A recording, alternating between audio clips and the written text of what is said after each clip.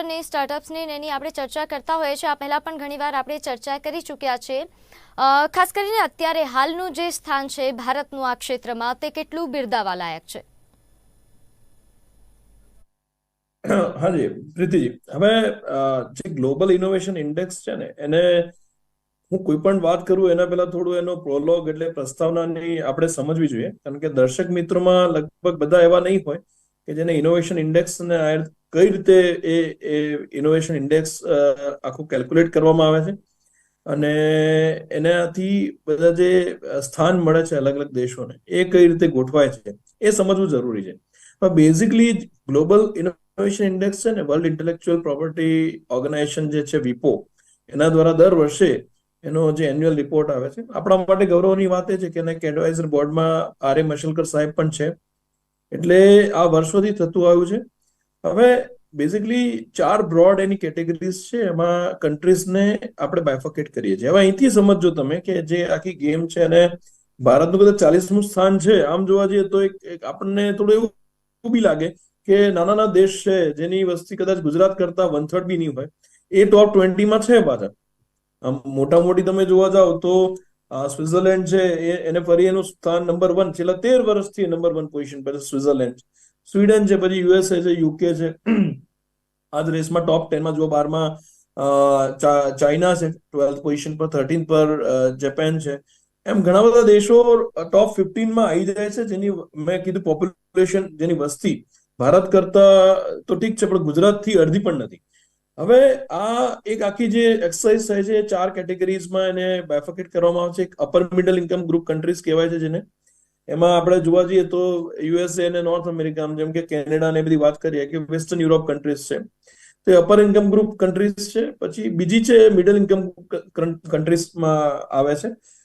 Third one છે lower middle income group, અને ચોથું છે લોઅર ઇન્કમ ગ્રુપ કન્ટ્રીઝમાં. એટલે આપણે લોઅર મિડલ ઇન્કમ ગ્રુપ કન્ટ્રીઝમાં આપણું સ્થાન છે. આપણી જોડે જઈએ તો આપણે ઇન્ડોનેશિયા મળે ને એ બધી જે આપણી એશિયા પેસિફિક આમ જોવા જઈએ તો Vietnam, Ukraine, Philippines, Indonesia, Mongolia, Tunisia, Uzbekistan, Pakistan, Senegal, આ બધી કન્ટ્રીઝ આપણને આપણા એક સ્ટેટામાં છે.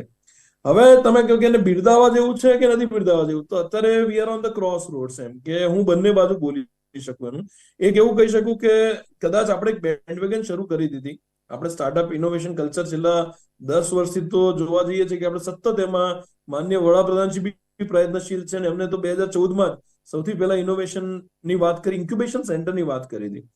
એ પહેલા આપણે 2011-12માં અમે અહીંયા જીટીયુમાં સૌથી પહેલું ઇન્ક્યુબેશન, વર્લ્ડ નંબર 1 માર્કેટિંગ ગુરુ ડોક્ટર કોટલા જોડે હું શરૂ કરી ચૂકેલો જીટીયુમાં. અને 2014માં તમે જુઓ કે ઇન્ક્યુબેશનની વાત કરીને અમિતાભ કાંત સાહેબે પછી એને ડીઆઈપીપી ઇન્વેસ્ટ ઇન્ડિયાના માધ્યમથી એટલે હદ સુધી લઈ ગયા કે અત્યારે આપણા દેશમાં 97,000 તો રજિસ્ટર્ડ સ્ટાર્ટઅપ છે. હવે આ કંઈક ને કંઈક એક આખો ફ્લો જે બન્યો છે એ એક બિરદાવા લાયક છે છેલ્લા 10 વર્ષમાં. જ્યાં 600-700 નંબર હતા એ સીધા 97,000 સુધી પહોંચ્યા છે સ્ટાર્ટઅપ્સ. અને બીજી વસ્તુ એ છે કે ઇન્કમ ગ્રુપ પ્રમાણે આપણે કહેવા જઈએ તો પર કેપિટા ઇન્કમમાં આપણને એ રીતે મૂકવામાં આવે ને પછી એના કેલ્ક્યુલેશન થાય. હવે આખી પ્રોસેસ પણ તમે સમજવા જાઓ તો એમાં એના પણ 4 ભાગ છે. એમાં સાયન્સ અને ટેકનોલોજીમાં જે ઇન્વેસ્ટમેન્ટ કહેવાય છે, ઇનોવેશનમાં સાયન્સ અને ઇનોવેશનમાં ઇન્વેસ્ટમેન્ટ કેટલું કર્યું દરેક દેશે એને સમજવું પડે છે. પછી ટેકનોલોજી પ્રોગ્રેસ, કે કઈ કઈ ટેકનોલોજીનો કયો પ્રોગ્રેસ થાય છે એ સમજવું પડે.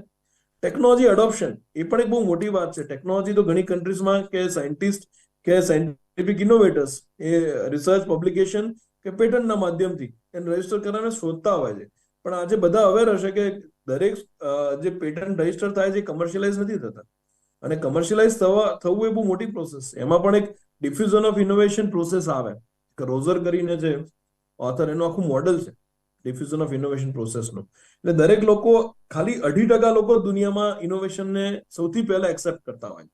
સમજો કે 97.5% તો તમારું ટાર્ગેટ ઓડિયન્સ છે જ નહીં. એટલે એવું કહેવાય કે ન્યૂ પ્રોડક્ટ ડેવલપ થાય અને માર્કેટમાં તો 2% ચાન્સીસ છે એના સક્સેસ થવાના. એટલે આ પ્રોસેસ, હવે આ બધી એવા પોઈન્ટ છે કે જે આપણે એમ કહી શકીએ કે એના કારણે કદાચ હજી આપણું 40મું સ્થાન છે. તો આપણા દેશમાં જે એક તો પોપ્યુલેશન છે 142 કરોડ તો ક્રોસ કરી ચૂક્યા છીએ આપણે, હજી ધ કાઉન્ટિંગ ઇઝ ઓન, બરાબર છે. અને અલગ અલગ સ્ટેટ્સ, અલગ અલગ ભાષાઓ અને જે વર્નાક્યુલર્સ આપણા ડાયલેક્ટ્સ, 2000થી વધારે ડાયલેક્ટ્સ. હવે આખા વાતાવરણમાં આખા દેશને એક જ પ્લેટફોર્મ પર મૂકવો ઇનોવેશન્સને સપોર્ટ કરવો, જ્યાં બેઝિક એજ્યુકેશનથી બી લોકો ડિપ્રાઇવ થતા હોય એવા માહોલમાં આપણે હાઈ એન્ડ ટેકનોલોજીની વાત કરીએ. પણ હવે જુઓ, હવે હું સેકન્ડ ફેઝમાં આવું છું કે એ ચેલેન્જીસ હતી અને આ ચારે સ્ટેજમાં એમાં સોશિયો ઇકોનોમિક ઇમ્પેક્ટ એ ચોથી પ્રોસેસ છે. આ 4 પ્રોસેસના માધ્યમથી આખું ગ્લોબલ ઇનોવેશન ઇન્ડેક્સ બને છે. એટલે ટેકનોલોજી એડોપ્શન છે કે ટેકનોલોજી પ્રોગ્રેસ છે, આપણે એમાં બધું જ આવે છે. કિમોથેરાપી સુધી બી એ બી એક બેન્ચમાર્ક છે. કેટલા લોકો દેશમાં કેન્સરની ટ્રીટમેન્ટ એક્સેપ્ટ કરે છે, એ પણ એક બેન્ચમાર્ક છે. એટલે આટલી બધી ડાયવર્સિટી વચ્ચે હવે જ્યારે તમે ગ્લોબલ કન્ટ્રીઝ કે વેસ્ટર્ન વર્લ્ડ જે ઓલરેડી ડેવલપ છે કે ડેવલપ નેશન છે એની જોડે તમે કોમ્પિટિશનમાં ઉતરો છો અને તમે એક ડેવલપિંગ નેશન છો, અને હવે તો આપણે 2047માં વિકસિત ભારત કહી દીધું છે. 47માં અને 2050માં will surpass US economy as per the latest report. 2050માં India will be the number 1 economy in terms of GDP અને બિલિયન. અત્યારે બી આપણે જો કે 5 ટ્રિલિયનની વાત કરતા હતા, આપણે 3.73 ટ્રિલિયન તો પહોંચી ચુક્યા છીએ અત્યારે આપણે. એટલે એ સપનું છે, કદાચ એક સમય મને પણ એવું લાગતું હતું કે બહુ અઘરું છે સાકાર થવું, એ પણ ટૂંક સમયમાં થશે. એટલે બંને સાઈડ છે કે આને કઈ રીતે જોવા જોઈએ. આપણી ડાયવર્સિટી એટલી છે, બીજી બાજુ આપણે એટલા ફાસ્ટ ગ્રોથ બી કર્યો છે. આજે આપણા ત્યાં બી લોકો artificial intelligence, blockchain, machine learning, big data analytics ને બધી જ વાતો કરવા માંડ્યા છે. એટલે આ 10 વર્ષમાં એક જે હરણફાળ ભરી છે ભારત દેશે, એ બિરદાવા લાયક છે. બિલકુલ. રાહુલજી, ઇનોવેશન